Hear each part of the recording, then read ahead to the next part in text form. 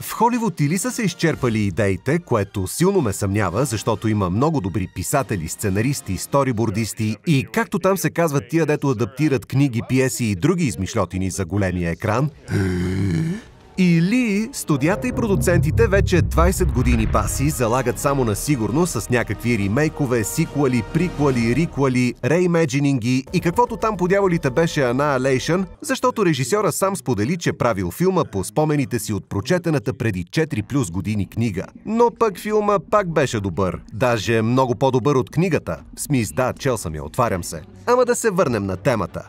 Повечето филми напоследък са само рециклирани идеи, които често не са много добри. Изключение обаче прави летния блокбъстър wannabe The Fall Guy.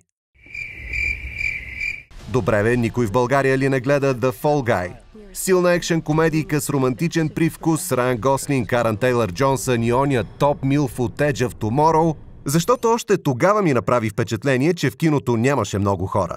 Нищо де вече го има в Apple TV, Roku, Prime и сигурно съвсем скоро ще го пуснат и в Max. И ако не сте го гледали, гледайте го. Топ базици, топ екшън, топ каскади и то направени на истинско. И може би най-якото, безкрайната ебавка с тъпия Дюн! Не бе, шегувам се, топ филм, ама не супер много. Ще говорим за това сигурно някой път.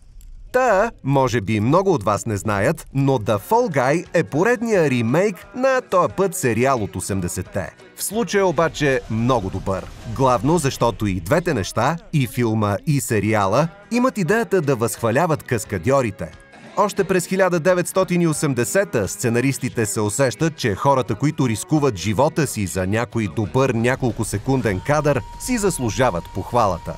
И филма от тази година слага същата тази идея на масата. И няма да се очудя, ако Оскарите съвсем скоро, може би от до година, не започнат да раздават награди именно за каскади. Както казах, идеята не е от сега.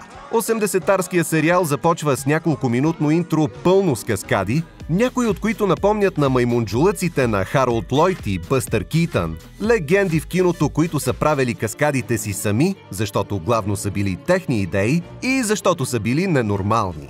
Филмът също започва с серия от каскади от други филми и не знам дали ще ги разпознаете, защото се появяват само за по няколко секунди, но кадрите са от Atomic Blonde с Чарли Стерон, която лично прави доста от каскадите за този филм, подобаващо кръстеният Nobody, защото никой не го гледа, с Боб Оденкърк, и Хопси Шоу и Бързи и яростни 5. Да, не може винаги всичко да е невероятно. Всичките тези филми пък са режисирани и или продуцирани от режисьора на The Fall Guy, Дейвид Лич, както си личи от логото на продуцентската му къща, което се вижда съвсем в началото на лентата, и където са написани имената на филмите му по стените на това малкото квадратче. Самият Лич пък е бивш стънт дубльор и то на хора като Брад Пит в Fight Club и Троя, на Жан-Клод Ван Дам в някакви измишльотини там и дори по-късно на Мат Деймън в Борн филмите. А след това е и ко-режисьор и стънт-координатор в първия Джон Уик. Да, този филм определено е любовното писмо на Лич към каскадите и хората, които ги правят и снимат. Но е и любовно писмо адресирано към нас, публиката, които обичаме да гледаме кино, което пък е подчертано от препратките и цитатите от други филми, които героите тук използват, за да се надъхат преди някоя силна сцена. Да разгледаме някой от тях. Във филма Райан Гослинг или Колт Сивърс се сваля с героинята на Емили Блънт Джоди Морено, както е и в сериала. Само че в сериала Колт, изигран от големия през 70-те и 80-те Ли Мейджърс, освен че е стънт дубльор, в свободното си време е и ловец на глави. А тука нашия просто си се сваля с гаджето. Филма започва с 3-минутен уаншот, как Колт се подготвя за снимки, в които е стънт дубльор на героя на Аарон Тейлър Джонсън, Том Райдър. Очевидна закачка с Том Круз, който всеизвестно сам си прави каскадите в живота. Във филма обаче Райдър не го прави, а само така разправя по интервюта, както се вижда от корицата на това списание, което Колт чете по-късно. А в сцената, в която Колт безстрашно върви към снимачната площадка, има и камео на режисьора Дейвид Лич. И за първата каскада във филма наистина провесват и спускат към 15 на метра самия Райан Гослинг, който прави някои от доста опасните каскади в The Fall Guy. Но разбира се, за най-опасните си има не един, а 3 стънт дубльори, което се вижда в промоционалните кадри. Може би за първи път в тях има специални интервюта с каскадьорите. Та Колт пада жестоко, щото нали The Fall Guy, и не само, а и защото Falls in Love с Джоди, и защото го натопяв... Не, няма да ви спойлвам, ако все пак не сте го гледали. Та пада човека и си прави почивка от каскадите, защото си чупи гърба. By the way, не знам какво е това, ама много го искам, защото имам брутални проблеми с кръста и без да съм каскадьор. Колт известно време го играе като паркирач на коли пред някакво заведение, което пък е препратка към друг топ филм на Гослинг – Драйв, където пак е стънт дубльор и каскадьор.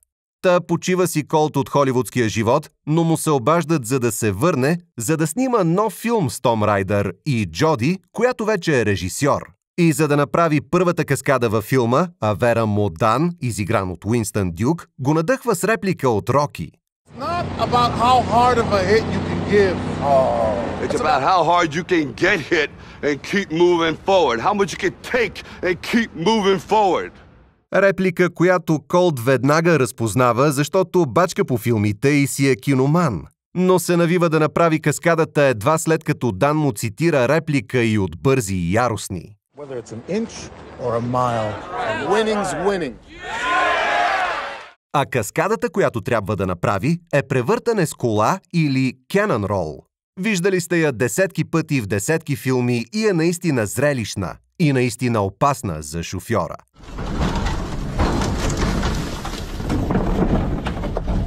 А в този филм я изпълняват толкова красиво и толкова прецизно, че чак поставят истински рекорд на Гинес с нея, превъртайки колата 8,5 пъти.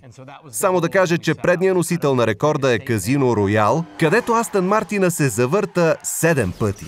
И същото потрошено, но иконично Бонд возило е изложено в автомобилния музей в Саратога край Ню Йорк. Както и да е. Тогава Колт и Джоди се виждат за пръв път от година насам.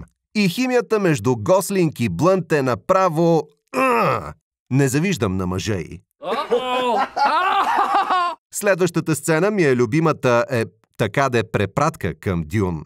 Сигурно много от гледалите филма са я разпознали. Не само заради пясъчната sci-fi битка с черни футуристични костюми и космически кораби, която уж снимат за филма във филма Metal Storm, но и заради саундтрака, който се чува в бекграунда, който просто няма как да не напомня на иконичната мелодия на композитора Ханс Цимър и изпълнителката Лойре Котлер, която се дере с всичко от себе си в Дюн.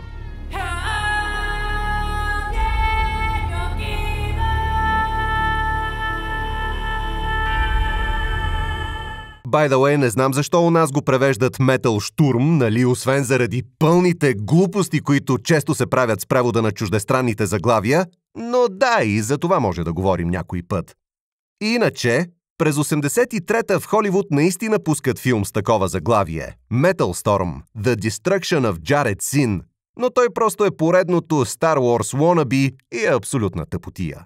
След това, след като Джоди кара Колт да изпълни една и съща каскада 75 000 пъти, защото му е бясна, че не са се виждали повече от година, нашият човек отива за кафе в каравана пълна с плакати от измислени филми с Том Райдър, като този Bad Cop Good Dog, който е препратка към стария филм с Том Ханкс Търнър и Хуч, или The Puncher, което е obviously The Punisher, ама с боксьори, Action Pact, което пак е закачка с Том Круз, съдейки по позата и белия потник, и Annihilation of Valor, което с тая звезда просто много напомня на логото на Капитан Америка. Ясно се вижда постера и на още един – Silence Day, очевидна закачка с Independence Day или Денят на независимостта. И тук всъщност е завръзката във филма. Продуцентката Гейл, много добре изиграна, много неприятна героиня, обяснява на Колт, че Том Райдър е изчезнал и иска той да й помогне да го намери. А тук има и препратка към Мементо на Кристофър Нолан, защото Том явно е тотален идиот с памет на златна рибка, който си оставя лепящи се бележки за всичко навсякъде. И по-късно в Мементо Level Sticky Note Disaster в барлогата на Райдър виждаме всевъзможни базици, написани по бележките, като защо китайското пиле е жълто Изтегли си от пиратски сайт Bullet Train, което също е филм на режисьора Дейвид Лич, в който участва и Арън Тейлър Джонсън. Виждат се още боксови ръкавици от измисления филм The Puncher, както и череп с нарисувано жълто А върху него. Със сигурност препратка към Red Skull от Капитан Америка. После, след като гаджето на Том, която също участва в Metal Storm, напада Колт уж на ушки им с реквизитен меч, Райан, Колт, разбира от нея, че Райдър може да е в някакъв наркомански клуб, чийто шеф се казва Оп Дюн. Но не и преди да обясни на мацето, че за първи път е бил стънт-дубльор в култовия сериал Майами Вайс, откъдето му е и якето. Дори казва, че е бил толкова добър, че е можел да направи каскадите с ръце вързани зад гърба си. Форшадоуинг за една от последните каскади във филма, до която ще стигнем малко по-късно. Направих форшадоуинг за форшадоуинга. Да, в апартамента се вижда и още един постер на The Road to Pain, който много напомня на постера на Django Unchained с Джейми Фокс, Кристоф Уолтс и Леонардо Ди Каприо. Deep Cut, имайки предвид, че Фокс участва и във филма, правен по Майами Вайс, който също е доста добър. Все пак е на Майкъл Ман. Колт се преоблича с дрехите на Том и отива към клуба, изглеждайки нелепо. Ама супер кул нелепо, защото мацките не спират да му се лепят и се среща с Дюн, с когото си говорят за какво? Каскади. И дали дават Оскари за тях. First stunts? No. И след като го надрусва с някаква измишльотина в питието, Дюн дава следващата улика на Колт за това къде може да е Райдър. Но не и преди да има топ слоумо битка с невероятни цветове. Заради дрогата, нали? И не и преди потресаващо преследване с тротинетка и топ шега с еднорог, което пък може и да е препратка към оригиналния Blade Runner заради... Сещате се, ако сте фенове на филма. В чието продължение пък, което е невероятно, години по-късно участва и самия Райан Гослинг. След секси малка случайна среща с Джоди, докато все още е надрусан до козирката, Колт най-накрая стига и до хотелската стая за партита на Том Райдър и след още една ебавка за това как картите за стаите никога не работят както трябва, Джоди му звъни по телефона и си говорят на сплитскрин. Стар трик на режисьорите още от черно-белите филми през 30-те, когато са разбрали, че могат да залепят две ленти една с друга и да ги пуснат така, за да покажат, че двама души са си близки. По-късно Колт се забърква още по-дип в нещата и се среща с следващата препратка в лицето на малкия уличен превъзходен Жан-Клод, който е кръстен на Жан-Клод Ван Дам. Следва силна каскада с буклукчийски камион, голяма част от която Гослинг прави сам, но все пак за по-опасните моменти влизат вече стънт дубльорите му. И естествено камиона с Колт минава точно покрай клуба, в който Джоди го чака тъжна. Топ сцена! Не се сещам някой да е правил нещо такова. По-късно Колт и Дан се връщат в бърлогата на Райдър, за да търсят още улики и докато го правят, ние виждаме още стики ноутс, на които пише още по-големи глупости. Като преструвай се, че си учил в Джулиард, престижен частен университет по изкуствата в Ню Йорк, където са учили някои от най-големите актьори. I went to Juilliard. Анална броеница, следваща роля парамедик-вампир, купи си оголемител за пениса, продай папагала, купи си коала, напомни на екипа безочен контакт. Нещо, което очевидно се случва в Холивуд, защото някои актьори, има слухове и за Скалата, не искат по-простосмъртната според тях част от екипа да ги гледат в очите. И Момоа или Мамоа. Закачка с името на Джейсън Момоа, който също прави камео по-късно във филма. И след това виждат още един спойлер. И Райдър пак казва, че сам си прави каскадите. А след като Дан казва, ако това беше беглецът ти Харисън Форд, лошите сигурно вече щяха да са много близо, и двамата посягат към томахавката, която видяхме по-рано, но Дан изпреварва Колт, хваща я и цитира реплика от последния Мохикан. No matter how long it takes. No matter how far, I will find you. Колт, разбира се, познава откъде е репликата и двамата толкова се надъхват, че Дан чак изкрещява «Каскади!» преди да излезе от кадър. А Колт взима реквизитен пистолет от един от рафтовете. След това има сцена, показваща как Колт пренарежда разни неща, което на пръв поглед изглежда странно, но всъщност е доста хитро, защото така просто си поставя възглавници и мебели, които да му омекотят паданията и да му улеснят битката с лошите.